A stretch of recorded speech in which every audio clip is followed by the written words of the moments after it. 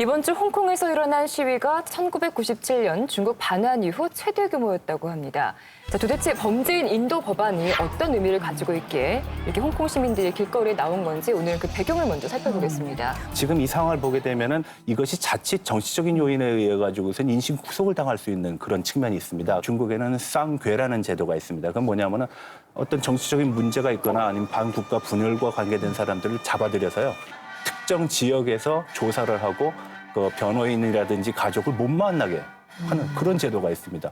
이 적용 대상이 바로 홍콩인이 될 수 있다는 거니까 홍콩인들의 입장에서 보게 되면 섬뜩한 그런 결과라고 볼 수 있는 것이죠.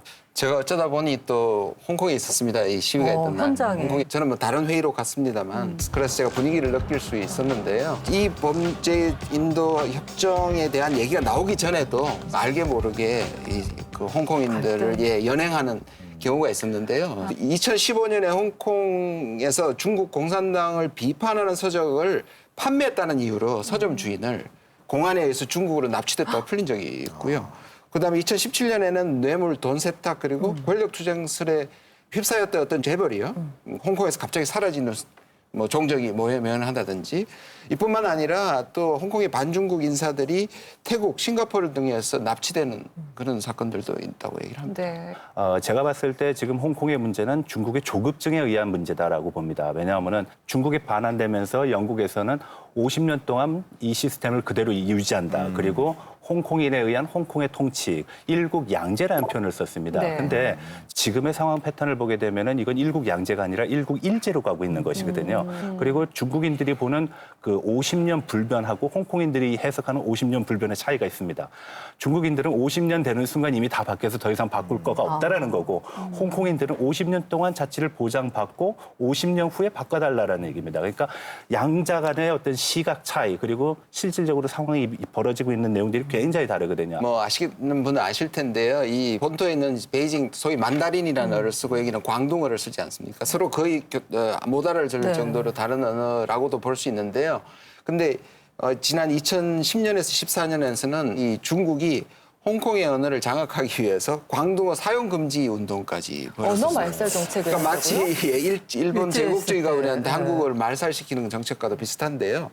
지금도 홍콩군에서 공무원이 되려면 사실상 이 만다린어를 써야 됩니다. 이제 어떤 세력이 이 국가를 장악을 해야 된다라고 하면 이 언어 문제도 있지만 이 언론도 장악해야 되거든요. 사실 원로 홍콩을 보자면 언론의 자유가 발달을 해서 중국의 소식이 홍콩 언론을 통해서 정해지는 경우가 많았어요.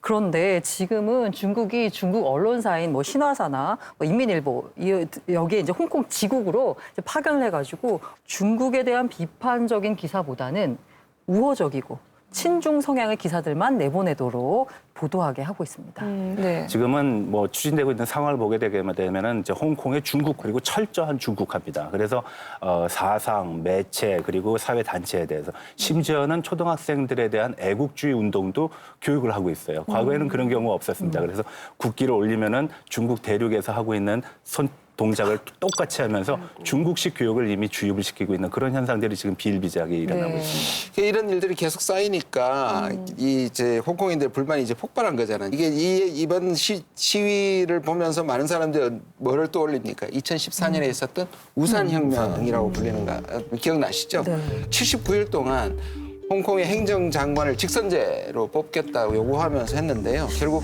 실패로 끝났습니다.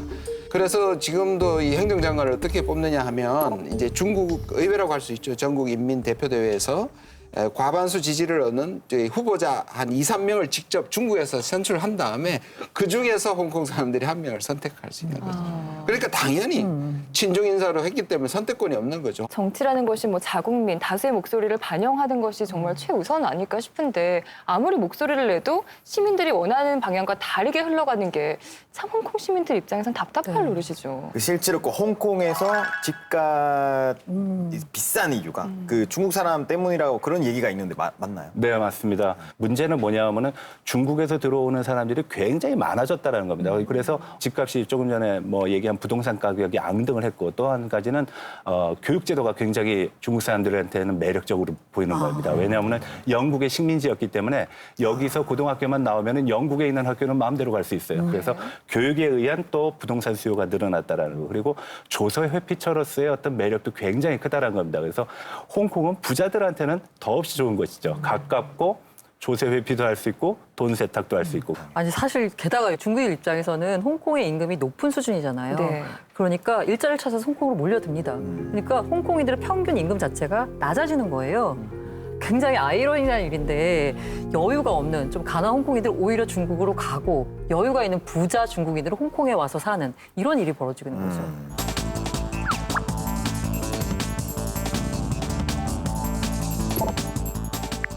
听说过，我觉得这个香港人他们有这个批评政府和反抗政府的传统吧。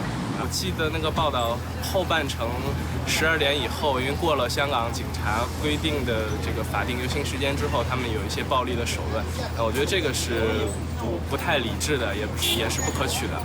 근데 인터뷰하는 모든 네. 중국 사람들 다 모자이크를 했네요. 제가 안면 인식 기술이 너무 좋아서요. 저 사람들이 처벌을 당하거나 앞서 말씀드렸던 수완교의 대상이 될 수 있기 때문에 아마 저런 요청을 했을 거라고 그러니까 봅니다. 심대 교수님 보시기엔 어때요? 현지 반응 보니까는 좀 어떤 생각이 드시던가요? 가장 큰 문제는 중국이 홍콩을 다루는 방식에 있어서의 문제점이 가장 크다라고 볼 수 있습니다. 첫 번째로는 중국이 신중국이라고 자기를 지칭하거든요. 왜 신중국이냐? 아편 전쟁 이후에 굴욕적인 역사를 청산을 했고 그렇기 때문에 과거의 중국과는 대별된 중국이라서 신중국이라고 얘기하고요. 그 신중국을 대표하는 가장 특징적인 사례가 바로 홍콩의 반환입니다. 근데 홍콩의 반환이니까 중국의 입장에서 보면은 나는 혜택을 너한테 줬고 홍콩 사람들은 그 혜택을 받은 수혜자라는 입장인데 왜 이쪽에서 반발을 하는지 이해를 못하는 거죠. 근데 지금 미중 무역 전쟁이 장기화되고 있잖아요. 근데 최근에 미국에서 약간 홍콩 그리고 대만을 지지하는 모양새를 보이고 있어서 이게 또 중국의 입장에서 심기가 불편한데 네. 미국의 입장에서 보면 홍콩을 지지할 수밖에 또 없는 또 다른 이유가 있습니다. 왜냐하면 이제 잘 아시다시피 홍콩은 아시아 금융의 중심이거든요. 근데 중국이 2010년부터 유엔화 국제판이라는 거를 만들고 싶어 합니다. 중국 돈을 이제 기축통화로 만들고 싶어 하는 거죠. 중국이 2010년도에 홍콩의 금융 인력들을 대거 중국으로 갖고 오는 경우가 있었습니다. 근데 그 당시를 잘 보시게 되면은 2010년발 유럽발 경제 위기로 인해요. 재정 위기로 인해 가지고서 그것이 무산이 됐었거든요. 네. 결국은 중국이 홍콩의 금융 지위를 가져가는 거를 홍콩 사람들도 원치 않지만 미국도 이러한 변화 같은 거를 수용할 수 없다라는 측면이죠. 그래서 갈등 관계가 생겨나고 있는 겁니다. 네, 이 범죄인 인도 법안 개정으로 불거진 홍콩과 중국의 해묵은 갈등이 미중 갈등으로까지 번지고 있습니다. 앞으로 이 상황이 어떻게 전개될지 지켜봐야겠습니다.